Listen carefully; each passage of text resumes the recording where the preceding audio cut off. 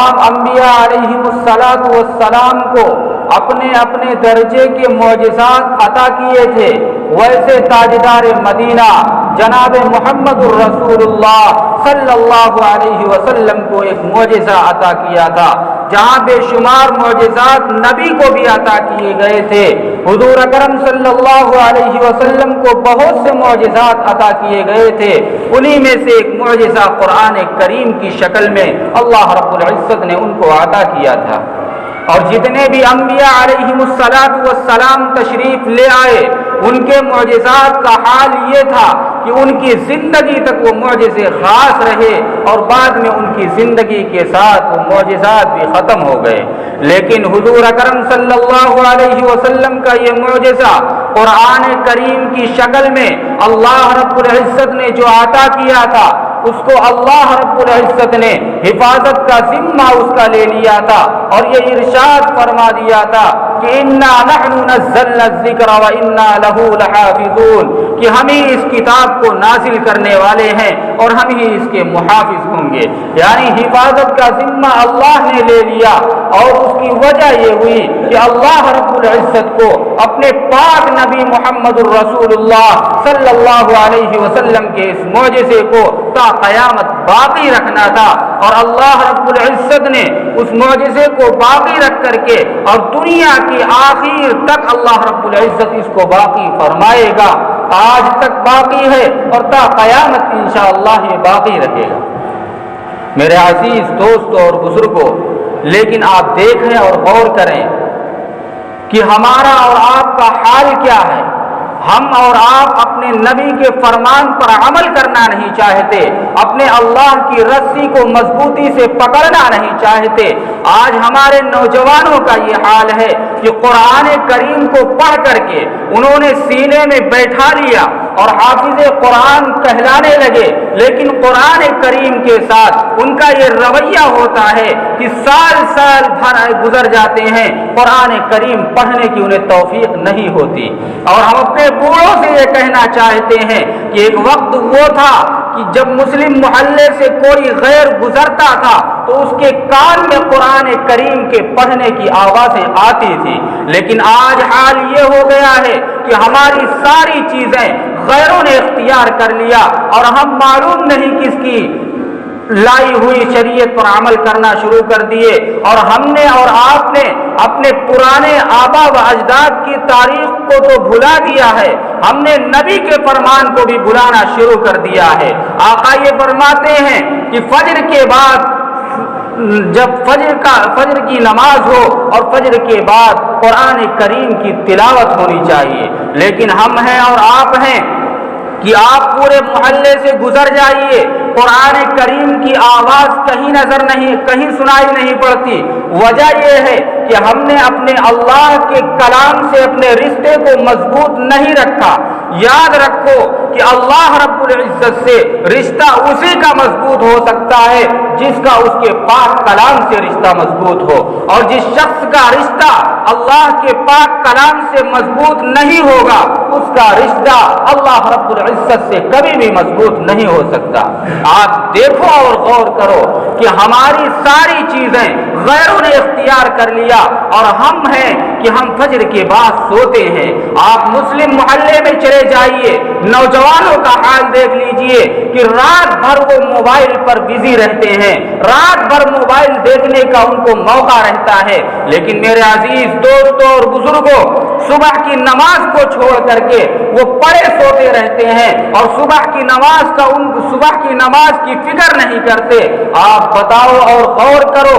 और ये तलब करते हैं कि अल्लाह रब्बुल इज़्ज़त हमको और आपको मुसीबतों में घेर दिया है, अल्लाह ने हमको और आपको मसाइब और आलाम में घेर दिया है। आप बताओ और गौर करो कि जब अल्लाह के फरमान पर अमल नहीं होगा तो बताओ कि मुसीबतें आएंगी या नहीं आएंगी। मुसीबतों के आने का सिलसिला हमने और आपने शुरू किया। हम अपनी मुसीबतों का ठीकरा दूसरे के सरों पर फोड़ना चाहते हैं। मेरे अजीज दोस्तों और बुजुर्गों, हमें अपनी जिंदगी सुधारने की जरूरत है। ہمیں غیر سے لینے دینے کی ضرورت نہیں. ہم اپنی زندگی کو اگر سدھارنے میں کامیاب ہو گئے, اپنی زندگی کو راستے پر لانے میں کامیاب ہو گئے, تو اللہ رب العزت کی مدد ہمارے اور آپ کے لیے شامل حال ہوگی. ورنہ میرے دوستو,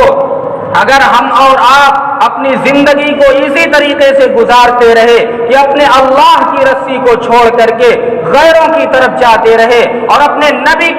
نبی کے فرمان کو چھوڑ کر کے نبی نے جو لائحہ عمل ہمیں دیا تھا, اللہ رب العزت نے جو ان کو دیا تھا, اور نبی کا جو فرمان بتلایا گیا تھا, ان فرمان پر جب تک ہم اور آپ عمل نہیں کریں گے تب تک میرے عزیز دوستوں اور بزرگوں کامیابی نہیں آئے گی. ہم اور آپ یہ کہتے ہیں کہ غیروں سے بہتر تو ہم ہیں, ہم اور آپ یہ کہتے ہیں کہ ہماری تجارت کا کوئی فائدہ نہیں ہوتا, ہم اور آپ یہ کہتے ہیں کہ ہمیں قیادت نہیں ملتی, ہمیں راہبر نہیں ملتا. لیکن میرے عزیز دوستوں اور بزرگوں, آپ بتاؤ اور غور کرو کہ اگر آپ کی تجارت میں کوئی فائدہ نہیں ہوتا تو آپ اپنی زندگی کو کھنگالو, اپنی زندگی کو دیکھو, اپنا گریبان جھانک کر کے دیکھو کہ ہم اللہ کے فرمان پر عمل کر رہے ہیں یا نہیں, نبی کے فرمان پر عمل کر رہے ہیں یا نہیں. جب ہم اور آپ اللہ کے فرمان کو چھوڑ سکتے ہیں تو اللہ رب العزت بھی بڑا بے نیاز ہے. اللہ یہ فرماتا ہے کہ تم مجھ سے محبت نہیں کرتے ہو, نہ کرو, میں دوسرے کو کھڑا کر دوں گا اپنی محبت کے لیے. اللہ رب العزت یہ فرماتا ہے کہ تم میرے پاک نبی سے محبت نہیں کرتے, نہ کرو, تم میرے پاک کلام کو نہیں پڑھتے, نہ پڑھو. اللہ بڑا بے نیاز ہے. قرآن کریم کے اندر یہ ارشاد فرماتا ہے کہ واللہ الغنی وانتم الفقراء. تم نہیں قرآن کریم کو پڑھو گے تو اللہ رب العزت دوسری قوموں کو پیدا فرمائے گا اور اپنے کلام کو پڑھوائے گا اور اپنے راستے پر چلائے گا, نبی کے فرمان پر عمل کرائے گا. لیکن افسوس اس بات کا ہے کہ ہم اپنے آپ کو نبی کا شہدائی اور فدائی کہتے ہیں, ہم اپنے آپ کو محمد الرسول اللہ کا شہدائی اور فدائی کہتے ہیں, ہم اپنے آپ کو اللہ کا پاک بندہ کہتے ہیں. لیکن ہم نے اور آپ نے اللہ کے فرمان کو بھلا دیا ہے, نبی کے سارے فرمان کو بھلا دیا ہے. آپ بتاؤ اور غور کرو کہ ان حالات کے اندر ہماری اور آپ کی مدد کیسے آئے گی. میرے عزیز دوستوں اور بزرگوں, اللہ فرماتا ہے کہ تم نہیں پڑھتے, نہ پڑھو, ہم دوسرے کو پیدا کر دیں گے اور دوسرے پڑھ کر کے عمل کریں گے, تمہاری ہمیں کوئی ضرورت نہیں. اللہ فرماتا ہے کہ واللہ الغنی وانتم الفقراء, کہ اللہ بڑا بے نیاز ہے اور تم سب کے سب خدا کے محتاج ہو. خدا کسی کا محتاج نہیں, اگر محتاج ہے تو انسان محتاج ہے. لیکن انسانوں کا حال اگر دیکھا جائے اور غور کیا جائے تو معاشرہ بالکل بکا جا رہا ہے اور سماج بالکل بکا جا رہا ہے, اور پوری انسانیت اس طریقے کی ہو گئی ہے کہ نہ اس کے نبی سے کوئی رشتہ اس کا مضبوط ہے, نہ اللہ کا رشتہ اس کا مضبوط ہے. اگر ہم چاہتے ہیں کہ ہماری سیاست اور قیادت اس دنیا کے اندر باقی رہے تو ہم کو اور آپ کو اللہ کے فرمان پر عمل کرنا پڑے گا, نبی کے فرمان پر عمل کرنا پڑے گا. جب ہم اور آپ اللہ کے فرمان پر, نبی کے فرمان پر عمل نہیں کریں گے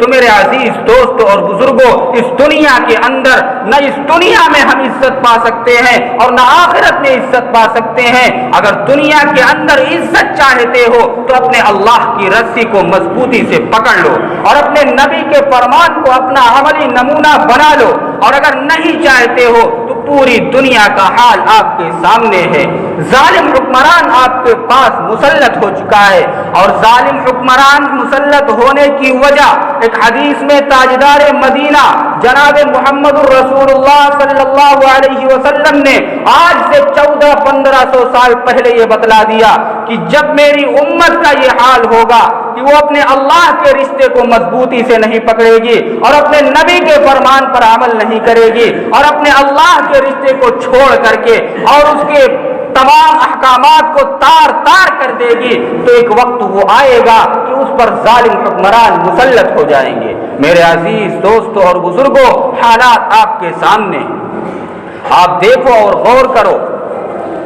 قرآن کریم کے بارے میں کہ قرآن کریم میں اللہ رب العزت ہم کو اور آپ کو کیا سبق دیتا ہے اور قرآن کریم کے اندر ہے کیا. جس کو ہم نے اور آپ نے چھوڑ دیا ہے۔ آج دیکھا جائے اور غور کیا جائے تو محلے کے اندر، گاؤں کے اندر، سماج کے اندر، سب کے یہاں قرآن کریم تو موجود ہے، لیکن اس قرآن کریم کا حال یہ ہے کہ اس پر گرد کی تہیں جمی جاتی ہیں، سال بھر اس کو کھولنے کا موقع نہیں ملتا۔ اس قرآن کریم کا یہ حال ہے کہ اس کو الماریوں پر رکھ کر کے، اس کو الماریوں کی زینت بنا کر کے رکھا گیا ہے۔ میرے بھائی، قرآن اس لیے نازل نہیں ہوا کہ اس کو الماریوں کو زینت بنا دیا جائے اور اس کو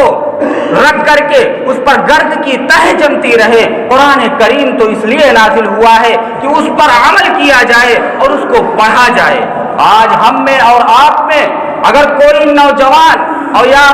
ہم میں اور آپ میں کوئی بوڑھا اپنے اپنے گریبان میں منہ ڈال کر کے دیکھے اور اپنی زندگی کو عملی نمونہ بنا کر کے دیکھے اور یہ سوچے کہ ہم قرآن کریم کو کہاں تک پڑھتے ہیں۔ اگر ہم سے اور آپ سے کہا جاتا ہے کہ یہ اللہ کا پاک کلام ہے، تاجدار مدینہ محمد الرسول اللہ صلی اللہ علیہ وسلم نے اپنی زندگی بھر اس کو پڑھا ہے اور اللہ کے رسول صلی اللہ علیہ وسلم نے اس پر عمل کر کے عملی نمونہ دیا ہے، تو ہمارا اور آپ کا نوجوان، ہمارا اور آپ کا بوڑھا، ہمارے اور آپ کے گھروں کی عورتیں یہ کہتی ہیں کہ ہمیں موقع نہیں ملتا۔ آپ بتاؤ اور غور کرو کہ یہ نبی سے محبت کی مثال ہے یا نبی سے بغاوت کی مثال ہے؟ اللہ سے محبت کی مثال ہے یا اللہ سے بغاوت کی مثال ہے؟ آپ بتاؤ، جب آپ اس کے پاک کلام کو نہیں پڑھو گے تو اس کی مدد کہاں سے آئے گی؟ اور نبی کی سنتوں کو اپنی زندگی میں نہیں بیٹھاؤ گے تو ہمارے اور آپ کے ساتھ اللہ رب العزت مدد نہیں فرمائے گا۔ اور حالات تو آپ کے سامنے ہیں۔ ہم اور آپ قرآن کریم تو نہیں پڑھتے، لیکن ہم میں سے بعض لوگوں نے یہ دیکھا ہوگا اور چند دن پہلے ہم نے اور آپ نے سنا ہوگا کہ ایک غیر آدمی، اگر دیکھا جائے تو اب وہ غیر ہی ہو چکا ہے، میں نام نہیں لوں گا، اب وہ غیر ہی ہو چکا ہے، لیکن اس نے قرآن کریم کو پڑھا اور پڑھ کر کے اس کو سمجھنے کی کوشش کیا اور سمجھنے کے بعد اس نے یہ کہا کہ اس قرآن سے 26 آیتیں نکال دی جائے۔ یاد رکھو کہ جب ہم قرآن نہیں پڑھیں گے تو غیر اس قرآن کو پڑھیں گے۔ اور آج امت اگر آنکھ اٹھا کر کے دیکھے تو ہم تو نہیں پڑھتے، لیکن دوسری زبان میں اس کا ٹرانسلیٹ کیا جاتا ہے اور دوسری زبان میں اس کو منتقل کیا جاتا ہے اور غیر اس قرآن کو پڑھ رہا ہے اور اس سے نصیحت حاصل کر رہا ہے۔ لیکن ہم ہیں اور آپ ہیں کہ ہم کو اور آپ کو قرآن کریم سے کوئی لگاؤ نہیں۔ میرے عزیز دوستوں اور بزرگوں، اسی وجہ سے اللہ فرماتا ہے کہ تم کو اگر ایک پارہ پڑھنے کا موقع ملتا ہے تو تم ایک پارہ پڑھو، اگر تمہیں آدھا پارہ پڑھنے کا موقع ملتا ہے تو تم قرآن کریم کو آدھا پارہ پڑھو، اور اگر پاؤ پارہ پڑھنے کا موقع ملتا ہے تو تم پاؤ پارہ پڑھو۔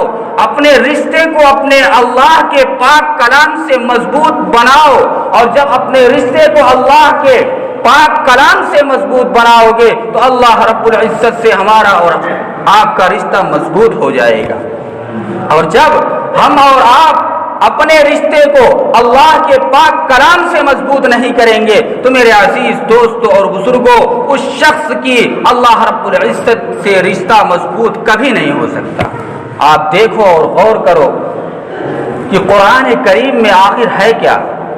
قرآن کریم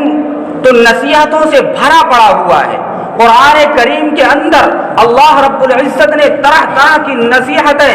ذکر کر کے اور یہ بتلا دیا ہے کہ امت محمدیہ کے لیے اگر اس پر عمل ہو جائے گا تو امت محمدیہ راہیاب اور کامیاب ہو جائے گی، اور اگر اس پر عمل نہیں ہوگا تو میرے عزیز دوستوں اور بزرگوں، کامیابی کا راستہ ہم کو اور آپ کو نہیں مل سکتا۔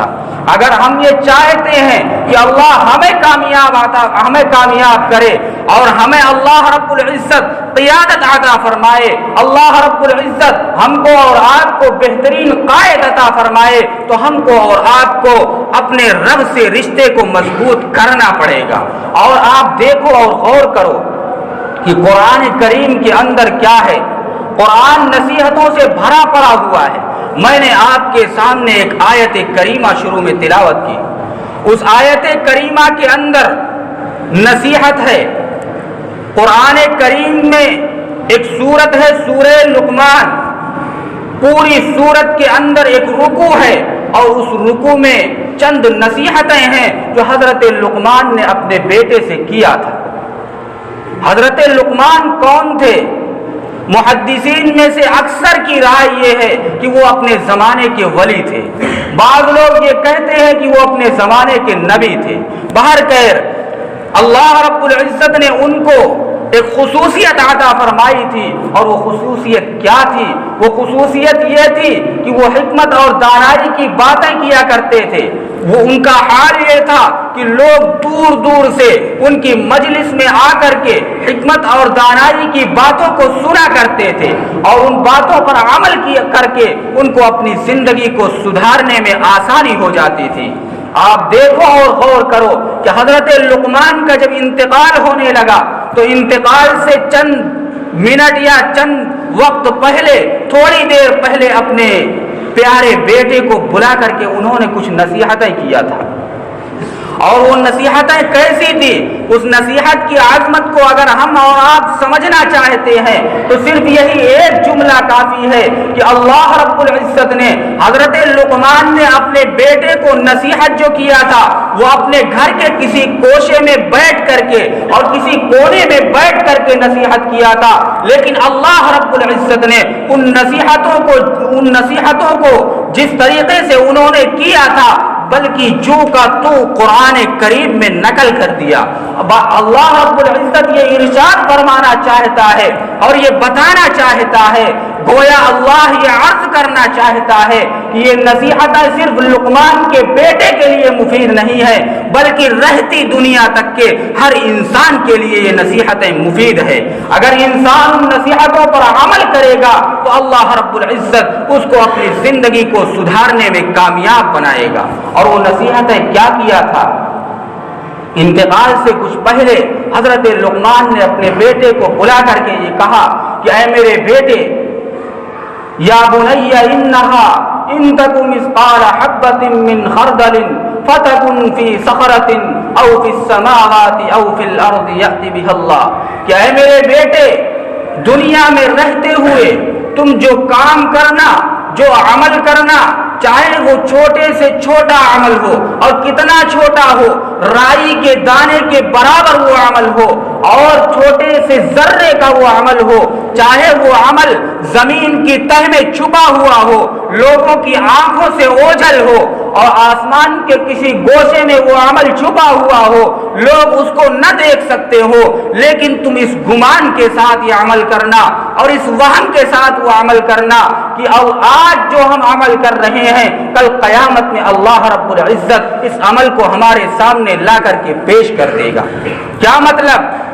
انہوں نے یہ فرمایا کہ اے میرے بیٹے، اگر تم دنیا کے اندر عزت کی زندگی گزارنا چاہتے ہو اور تم یہ چاہتے ہو کہ اللہ رب العزت تم کو دنیا کے اندر عزت عطا فرمائے اور آخرت کے اندر تمہیں آخرت کی ذلت و رسوائی سے بچائے، تو تم جو بھی عمل کرنا یہ سوچ کر کے کرنا کہ آج جو میں کر رہا ہوں کل مجھ کو اس کا حساب دینا پڑے گا۔ اگر تو اپنے آنکھ سے کچھ دیکھنا تو یہ سوچ کر کے دیکھنا کہ مجھے اس کا حساب دینا پڑے گا، اور اپنی زبان سے اگر کچھ کہنا تو یہ سوچ کر کے کہنا کہ مجھے کل اس کا حساب دینا پڑے گا۔ اپنے کان سے اگر کچھ سننا تو یہ سوچ کر کے سننا کہ کل قیامت میں مجھے خدا کے سامنے اس کا حساب دینا پڑے گا۔ اپنے ہاتھ سے اگر کچھ پکڑنا تو یہ سوچ کر کے پکڑنا مجھے کل قیامت میں خدا کو اس کا حساب دینا پڑے گا۔ اپنے پاؤں سے اگر کہیں جانا تو یہ سوچ کر کے جانا کہ مجھے کل قیامت میں خدا کے سامنے اس کا حساب دینا پڑے گا۔ تو حضرت لقمان نے اپنے بیٹے کو یہ نصیحت کیا تھا کہ اے میرے بیٹے، دنیا کے اندر رہتے ہوئے اگر تم یہ چاہتے ہو کہ تم کو اللہ عزت عطا فرمائے اور آخرت کی ذلت و رسوائی سے تم کو اللہ بچا دے، تو تم دنیا کے اندر رہ کر کے جو عمل کرنا وہ یہ سوچ کر کے کرنا کہ ہمیں کل اس کا حساب دینا پڑے گا۔ میرے عزیز دوستوں اور بزرگوں، یہ حضرت لقمان نے پہلی نصیحت کیا تھا، اور میں نے 2 آیتیں پڑھی تھی سورہ لقمان میں سے ایک رکوع ہے جس میں چند نصیحتیں ہیں، اور چند نصیحتیں انہوں نے اپنے بیٹے سے کیا تھا، اللہ رب العزت نے یہ بتلا دیا، اور یہ اللہ بیان کرنا چاہتا تھا کہ یہ نصیحتیں صرف لقمان کے بیٹے کے لیے مفید نہیں ہے، بلکہ رہتی دنیا تک کے آنے والے تمام انسانوں کے لیے مفید ہیں۔ تو میرے عزیز دوستوں اور بزرگوں، اس میں سے پہلی نصیحت جو میں نے آپ کے سامنے نقل کیا وہ یہ ہے کہ اے میرے بیٹے، دنیا کے اندر رہتے ہوئے تم جو کام کرنا وہ یہ سوچ کر کے کرنا مجھے کل اس کا حساب دینا پڑے گا۔ آپ بتاؤ اور غور کرو کہ اگر ہم اور آپ اس دنیا میں رہ کر کے کوئی چیز کرتے ہیں اور یہ سوچ کر کے وہ عمل کریں کہ اللہ رب العزت کے یہاں ہم کو اس کا حساب دینا پڑے گا، تو آپ بتاؤ اور غور کرو کہ ہم کو اور آپ کو اپنی زندگی کو سدھارنے میں آسانی ہوگی یا نہیں ہوگی؟ انشاءاللہ ضرور ہوگی، اور اللہ رب العزت ہم کو اور آپ کو اپنی زندگی کو سدھارنے والا بنا دے۔ ہم اور آپ غیروں کے اوپر اپنی مصیبتوں کا ٹھیکرا پھوڑتے ہیں، لیکن اپنی زندگی کو سدھارنے کی فکر نہیں کرتے۔ میرے عزیز دوستوں اور بزرگوں، تو حضرت لقمان نے یہ پہلی نصیحت کیا تھا اپنے بیٹے سے، اور یہ کہا تھا کہ تم جو کام کرنا وہ یہ سوچ کر کے کرنا کہ مجھے کل اس کا حساب دینا پڑے گا۔ میرے عزیز دوستوں اور بزرگوں، آج ہم اس دنیا میں رہ کر کے جو کام کرتے ہیں وہ کام ایسا ہوتا ہے کہ اللہ رب العزت نے فرشتوں کو متعین کر رکھا ہے، وہ عمل لکھ دیا جاتا ہے، اور کل قیامت میں خدا ہمارے اور آپ کے سامنے ہمارے نامہ اعمال کو پیش کرے گا، اور ہمارے نامہ اعمال کو پیش کرے گا۔ اللہ رب العزت جب ہمارے اور آپ کے نامہ اعمال کو پیش کرے گا تو یہ انسان کیا کہے گا؟ اپنے نامہ اعمال کو دیکھ کر کے قرآن کریم اس کی بھی منظر کشی کرتا ہے۔ آپ دیکھو اور غور کرو، انسان یہ کہے گا جب نامہ اعمال کو دیکھے گا تو یہ کہے گا کہ وَوُضِعَ الْكِتَابُ فَتَرَى الْمُجْرِمِينَ مُشْفِقِينَ مِمَّا فِيهِ وَيَقُولُونَ يَا وَيْلَتَنَا مَا لِهَذَا الْكِتَابِ، کہ ہائے افسوس اس کتاب کو کیا ہو گیا ہے کہ اس نے ہمارے نہ کسی چھوٹے عمل کو چھوڑا ہے، نہ ہمارے کسی چھوٹے گناہ کو چھوڑا ہے، نہ کسی بڑے گناہ کو چھوڑا ہے۔ ہم نے جو کچھ دنیا میں کیا تھا اس کتاب کے اندر سب کا سب محفوظ ہے، اور جتنا گناہ ہم نے کیا تھا، چاہے اپنے آنکھوں سے گناہ کیا تھا، چاہے اپنے کان سے گناہ کیا تھا، چاہے اپنی زبان سے گناہ کیا تھا، چاہے اپنے ہاتھوں سے گناہ کیا تھا، جو گناہ ہم نے کیا تھا سب کا سب اس کتاب میں محفوظ ہے۔ میرے عزیز دوستوں اور بزرگوں، آپ دیکھو اور غور کرو کہ ہمارے اور آپ کے سامنے نامہ اعمال پیش ہوگا، ہم اور آپ نامہ اعمال کو دیکھیں گے، لیکن وہاں کچھ لوگ خوش نصیب ہوں گے جن کو اللہ رب العزت نامہ اعمال ان کے داہنے ہاتھ میں عطا فرمائے گا، اور کچھ لوگ ایسے ہوں گے جن کا نامہ اعمال ان کے الٹے ہاتھ میں دیا جائے گا، یعنی بائیں ہاتھ میں دیا جائے گا۔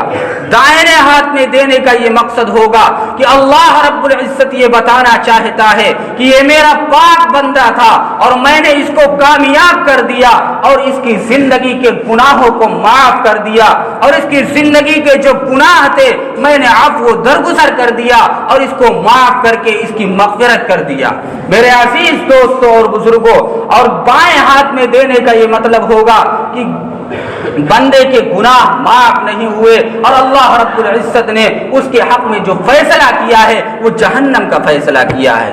آپ بتاؤ اور غور کرو کہ جب کسی کا نامہ اعمال داہنے ہاتھ میں اللہ عطا فرمائے گا تو داہنے ہاتھ میں پانے والا شخص وہ یہ سمجھے گا کہ میں کامیاب ہو گیا، میں دنیا کی زندگی، جو زندگی جس کے بارے میں علماء یہ بیان فرماتے ہیں کہ یہ دنیا امتحان گاہ ہے، لیکن ہم نے اور آپ نے اس دنیا کو سیر گاہ بنا لیا، ہم نے اور آپ نے اس دنیا کو آرام گاہ بنا لیا، لیکن یہ دنیا امتحان گاہ ہے۔ اگر اس دنیا میں رہ کر کے ہم نے اور آپ نے اپنے امتحان کی تیاری کر لیا تو میرے عزیز دوستوں اور بزرگوں، کل قیامت میں میدان حشر میں اللہ رب العزت ہم کو اور آپ کو ذلت و رسوائی سے بچا دے گا۔ تو جس کے داہنے ہاتھ میں نامہ اعمال اللہ عطا کرے گا وہ नाम आमाल को देख करके बड़ा खुश होगा और पूरे मैदान महशर का चक्कर लगाएगा और दौड़ दौड़ करके अपने साथियों से ये कहेगा कि मुझे मेरा नाम आमाल मेरे दाहिने हाथ ने क्यों दिया, अल्लाह रब्बुल इज्जत ने मेरे गुनाहों को क्यों माफ फरमा दिया। क्या तुम ये जानते हो कि अल्लाह ने हमारे साथ आफू दरगुजर का मामला क्यों किया। तो लोग ये कहेंगे मुझे नहीं मालूम, मैं नहीं जानता कि तुम्हारा नाम आमाल तुम्हें दाहिने हाथ में क्यों मिला। तो वो इंसान दौड़ दौड़ करके चक्कर लगा करके ये कहेगा। कुरान करीम उसकी मंजर कशी करता है। अल्लाह अपने पाक कलाम में इरशाद फरमाता है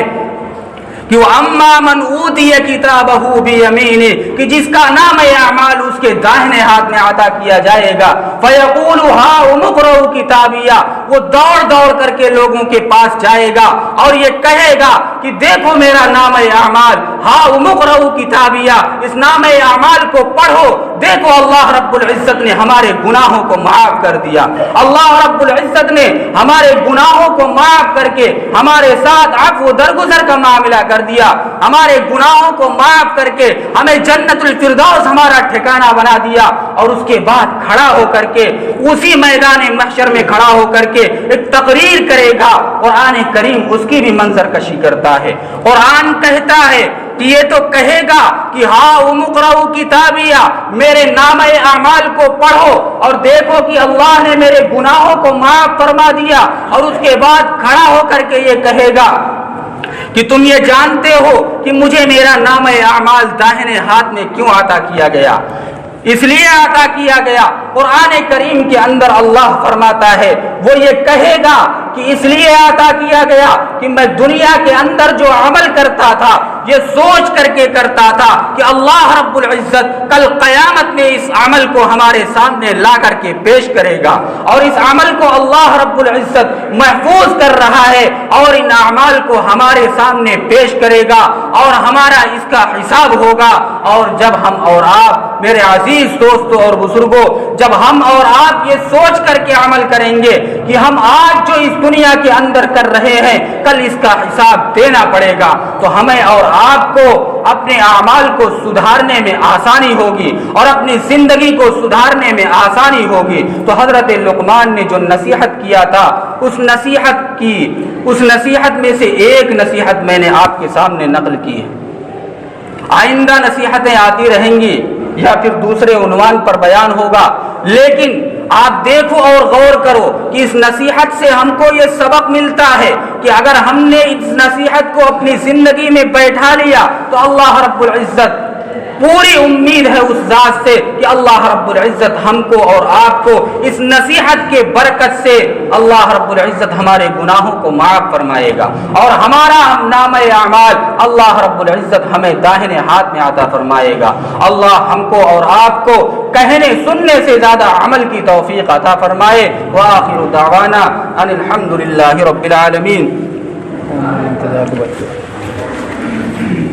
चंद ऐलानात आए हैं। हमारे मदरसे में एक लड़का पढ़ता था, उसके भाई का इंतकाल हो गया।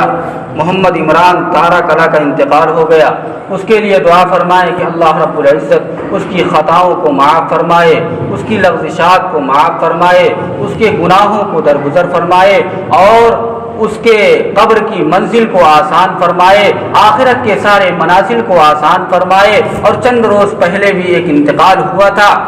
मोहम्मद सुफियान साहब का, उसके लिए भी दुआ फरमाए कि अल्लाह रब्बुल इज्जत उसकी मग़फ़िरत फरमाए, उसकी बख्शिश फरमाए, उसकी ख़ताओं को माफ़ फरमाए। इन दोनों हज़रात को जन्नतुल फिरदौस में आला मकाम अता फरमाए।